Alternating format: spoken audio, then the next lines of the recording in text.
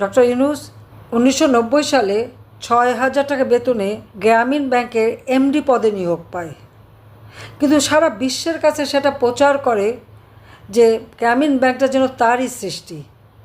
গ্রামীণ ব্যাংক কিন্তু স্বাধীনতার পরপরই এই যে ভূমিহীন মানুষকে কিভাবে আর্থিক সহায়তা দেওয়া যেতে পারে তার উপর একটা গবেষণার নির্দেশ দিয়েছিলেন জাতির পিতা বঙ্গবন্ধু শেখ মুজিবুর রহমান। সেই গবেষণার ফলে একটা গ্রামীণ ব্যবস্থা ভূমিহীনদের ঋণ দেওয়ার জন্য, আর সেটাকে আইনে পরিণত করে জেনারেল এরশাদের আমলে 1983 সালে একটা অধ্যাদেশ জারি হয়।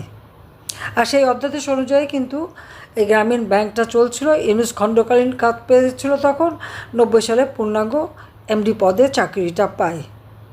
মনে রাখবেন, 6,000 টাকা বেতনে গ্রামীণ ব্যাংকের এমডি চাকরি, কিন্তু সারা বিশ্বের কাছে এই গ্রামীণ ব্যাংকের টাকা মেরেই এমনভাবে প্রচার করলো যে ব্যাংকটা তার নিজের করা, অথচ তার কিন্তু এক পয়সা বিনিয়োগ নাই, বরং গ্রামীণ ব্যাংকের যত টাকা অর্থাৎ গরিবদের ঋণ দেওয়া আর সেই ঋণ থেকে মোটা অঙ্কের সুদ খাওয়া। গরিবদের বেলায় ঋণ এবং সুদ দিতে হবে এবং সুদের টাকা ফেরত দিতে হবে, কিন্তু ওই ক্ষুদ্র ঋণ যে ব্যাংকে দেওয়ার কথা সেই ব্যাংকের টাকা আবার তিনি তার বাবার প্রতিষ্ঠান, সেখানে মোটা অঙ্কের ঋণ দেওয়া হলো, আবার সেই ঋণ সুদসহ মাপও করে দেওয়া হলো। কোনোদিন গরিব মানুষের সুদ আর ঋণ মাপ করেনি, কিন্তু তার পিতারটা করলো। অবশ্য কারণ পিতারটা করবে এই জন্য যে ওই তাদের সেই প্যাকেজেস কোম্পানিতে সেখানে কিন্তু নিজেও একজন মালিক। ইউনূস, তার ভাই বোন, তার বাবাই মালিক। কাজে উনি নিজেই টাকা নিলেন, ছেলে দাতা পিতা গ্রহীতা, টাকা নিয়ে সেই টাকার শোধও দিতে হলো না, কয়েক কোটি টাকা মওকুফ করে দেওয়া হলো। এভাবেই কিন্তু মানে একটা ধোঁকাবাজি দিয়ে সে চলছিল। এরপর আমাকে যেটা বলেছিল যে গ্রামীণ 88 সালে বন্যা হলো, গ্রামীণ ব্যাংক টাকা নাই। আমি তো বুঝতে পারিনি যে ওই টাকা সে সরিয়ে ফেলেছে, কেউ এটা জানতো না। সে বেশ কায়দা করে ওগুলি সরিয়ে বললো টাকা নেই, গরিব মানুষ ঋণ পায় না, টাকা দিতে হবে। প্রথমে 100 কোটি, তারপর 200 কোটি, তারপরে আরও 400 কোটি টাকা গ্রামীণ ব্যাংকে আমি দিয়েছিলাম যখন আমি ক্ষমতা। তাছাড়া গ্রামীণ টেলিফোনের ব্যবসাটাও তাকে আমি দেই, কারণ আমাকে বলেছিল যে ওই টেলিফোন দিয়ে গ্রামের মেয়েরা কথা বলবে, ব্যবসা করবে, তারা টাকা কামাই করবে। আপনারা জানেন আমার একটা দুর্বলতা আছে যে গ্রামীণ মানে মানুষ তারা একটু ভালো থাকবে, তারা টাকা পয়সা পাবে, বা গ্রামের মেয়েরা আর্থিক সচ্ছলতা পাবে। এই কথা শুনেই আমি সত্যি কথা বলতে গিয়ে তার কথায় ভুলে তাকে ঠিক এই ব্যবসাটা দিই। শুধু ব্যবসা দেওয়া নয়, ক্ষুদ্র ঋণ তখন আন্তর্জাতিক স্বীকৃতি ছিল না। তা আমাকে বললো যে আপনি যদি আসেন তো একটা সেমিনার করব, আর আমি যদি যাই তাহলে সেখানে হিলারি ক্লিন্টন আসবে, স্পেনের কুইন সোফিয়া আসবে, আরও অনেকে আসবে।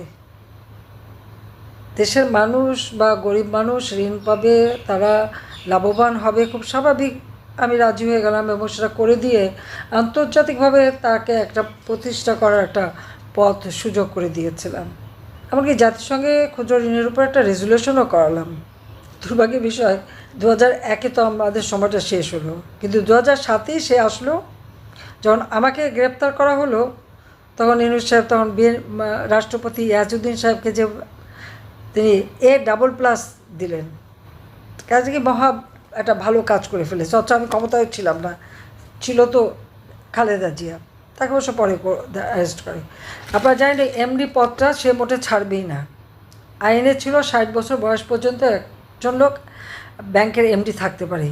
ওই টাইন অমান্য করে ডক্টর মোহাম্মদ ইউনূস 10টি বছর বেআইনিভাবে এমডি পদের থেকে গ্রামীণ ব্যাংকের লক্ষ লক্ষ টাকা কিন্তু সে ক্ষতিগ্রস্ত করে, কারণ তার বেতনটা কিন্তু সরকারি টাকায় দেয়া হতো। কিন্তু তারপর সে হাজার হাজার কোটি টাকা বিদেশে পাঠালো। যখন বাংলাদেশের ব্যাংক এটা নিয়ে প্রশ্ন তুলল, স্বাভাবিক, তার তো বয়সই নাই, ইউনূস সাহেব সরকারের বিরুদ্ধে মামলা করে দিল, দুইটা মামলা। এই মামলা টামলা করে 9-6 করে ক্ষমতায় থাকার মানে এমডি পদে থাকার চেষ্টা।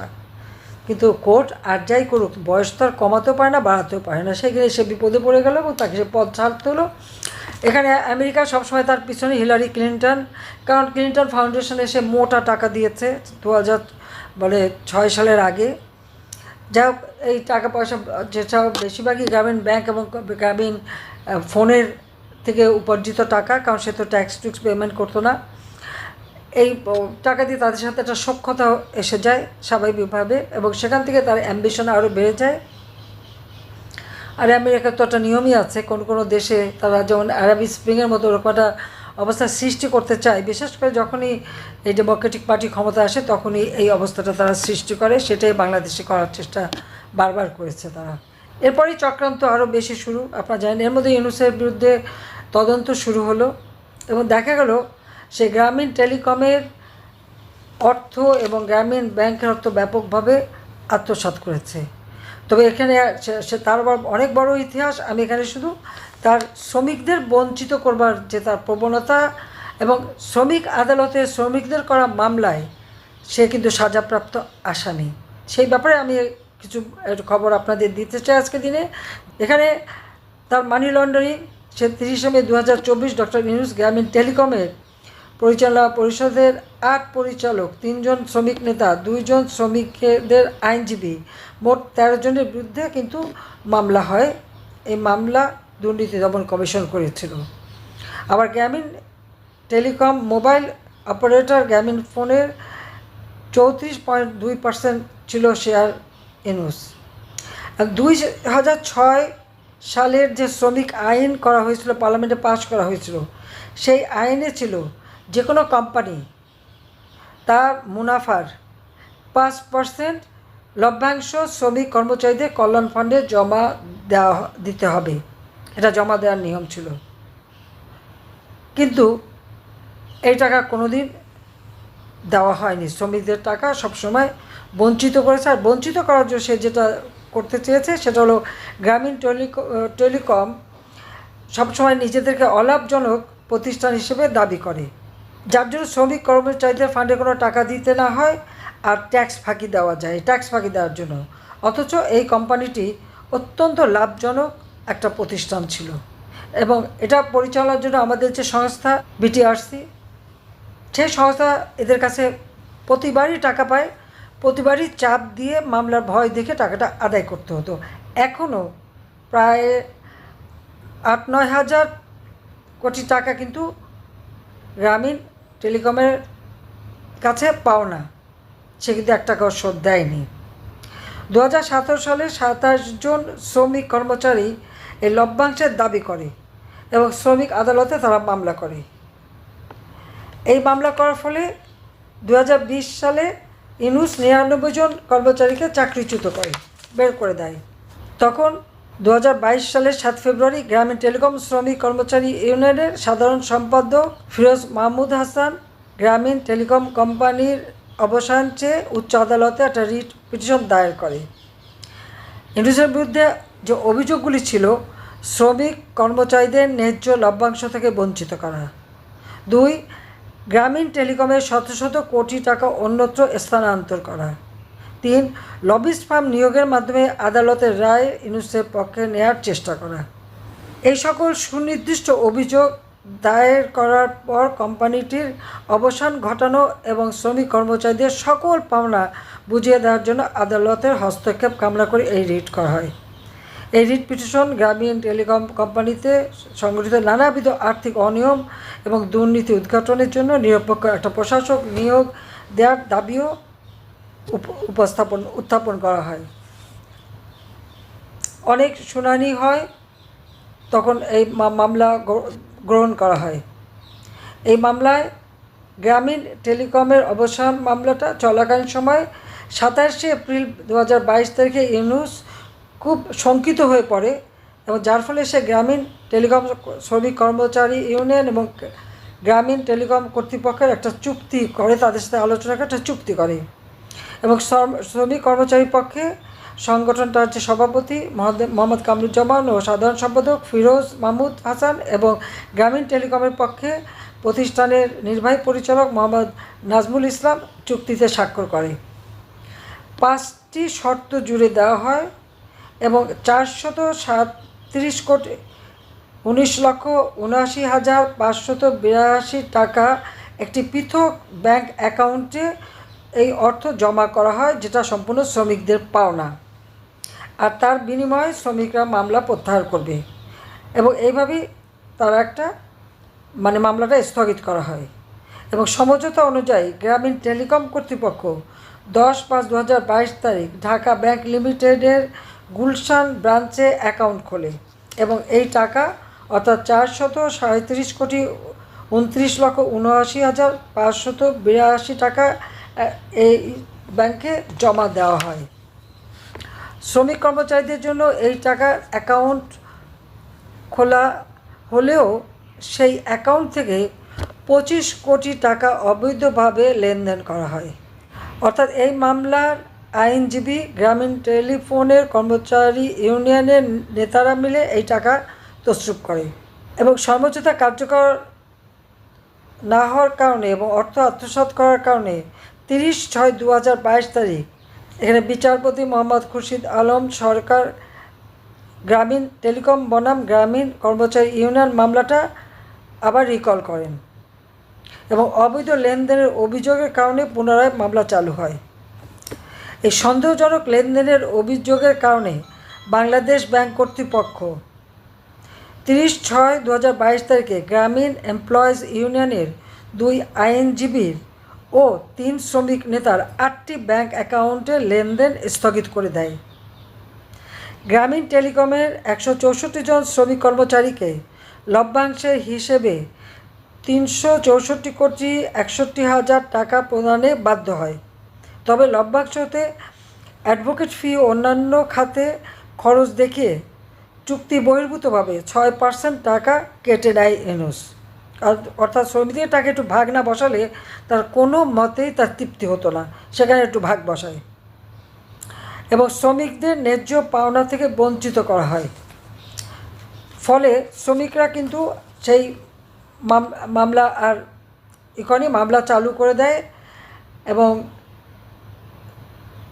অর্থাৎ গ্রামীণ ব্যাংকের যে সমস্ত লভ্যাংশ বা সেগুলি যে ডিপোজিট করার কথা ছিল সে পর্যন্ত কোনো টাকা সে কিন্তু ডিপোজিট করেনি, সবই নিজে পকেটস্থ করতে থাকে, মানি লন্ডারিং করে সমস্ত টাকা বিদেশে পাচার করতে থাকে এবং গ্রামীণ ব্যাংকের টাকা সরিয়ে নিয়ে যায় গ্রামীণ কল্যাণ নামে একটি ফান্ডে।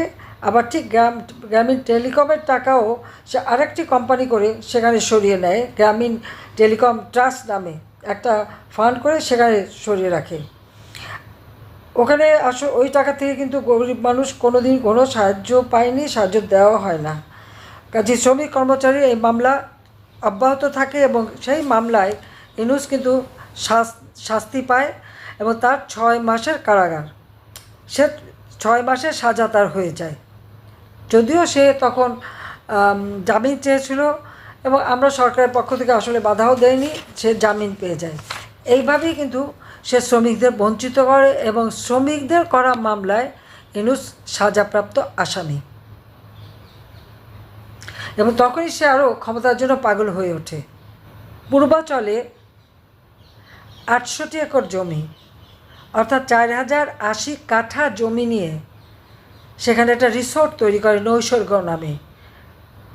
আবার ওদিকে কক্সবাজারেও তার আর একটা নৈসর্গ নামে রিসোর্ট রয়েছে।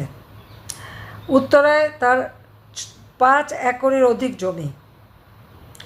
চট্টগ্রামে একটা আনন্দ স্কুল করবে বলে 87 কাঠা জমি নিয়েছিল নামমাত্র মূল্যে, যার মূল্য এখন প্রায় 7-8 কোটি টাকা, কিন্তু সেই স্কুলের মুখ আর কেউ চেহারা দেখেনি। আর 6,000 কোটি টাকার সারা বাংলাদেশে বিভিন্ন জায়গায় জমি টমি কিনে রেখেছিল কি মানুষের স্বাস্থ্যসেবা দেবে, যদিও স্বাস্থ্যসেবা মানুষ কিছুই পায়নি। আর গ্রামীণ ব্যাংকের ঋণ নিয়ে যাদের ঘরবাড়ি করতে হতো তাদের মোটা অঙ্কের সুদ দিয়ে তার নিঃস্ব হয়ে যেত, এক পর্যায়ে সে ঘরবাড়ি বিক্রি হয়ে যেত। এই হলো ইউনুসের চরিত্র।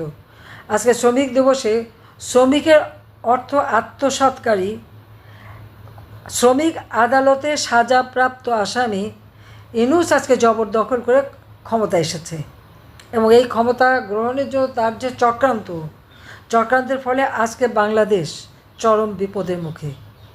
বাংলাদেশের মানুষের জীবনে নাবিশ্বাস উঠেছে আর তার যত ক্ষোভ হলো আওয়ামী লীগের নেতা কর্মী। কেন আজকে যে বিভ্রান্ত ছড়ানো হয়েছে, যেখানে সেই যে মানুষগুলি মারা গেছে জুলাইয়ের 15 জুলাই মানে 2024 সালের 15ই জুলাই থেকে হত্যাকাণ্ড, পুলিশ হত্যা, আওয়ামী লীগ নেতাকর্মী হত্যা, কাজেই শ্রমিকের অর্থ আত্মসাৎকারী, শ্রমিক আদালতে সাজাপ্রাপ্ত ইউনূসের তারা রাষ্ট্র পরিচালনা করার কোনো অধিকার নেই। সে অবৈধভাবে ক্ষমতা দখল করেছে, অসাংবিধানিকভাবে দখল করেছে। তাকে যে করেই হোক তাকে ক্ষমতার থেকে হটিয়ে দেশের স্বাধীনতা সার্বভৌমত্ব রক্ষা করতে হবে। আমাদের কৃষক, শ্রমিক, মেহনতি মানুষের স্বার্থ রক্ষা করতে হবে। মানুষের জীবনের শান্তি, নিরাপত্তা ফিরিয়ে আনতে হবে। এটাই আমার লক্ষ্য। কাজে আমাদের যারা নেতা কর্মী এবং বাংলাদেশের যত সাধারণ মানুষ এবং দল মত নির্বিশেষে যারা বাংলাদেশের স্বাধীনতা সার্বভৌমত্বে বিশ্বাস করে তাদেরকে আমি সেই আহ্বানই করব, সবাই এক হয়ে ঐক্যবদ্ধ হয়ে এই দুঃশাসনের হাত থেকে দেশকে রক্ষা করেন। এই শ্রমিকের অর্থ আত্মসাৎকারী, শ্রমিক আদালতে সাজাপ্রাপ্ত আসামির হাত থেকে বাংলাদেশকে মুক্তি দেন। সবাই ধন্যবাদ। জয় বাংলা, জয় বঙ্গবন্ধু, বাংলাদেশ চিরজীবী হোক।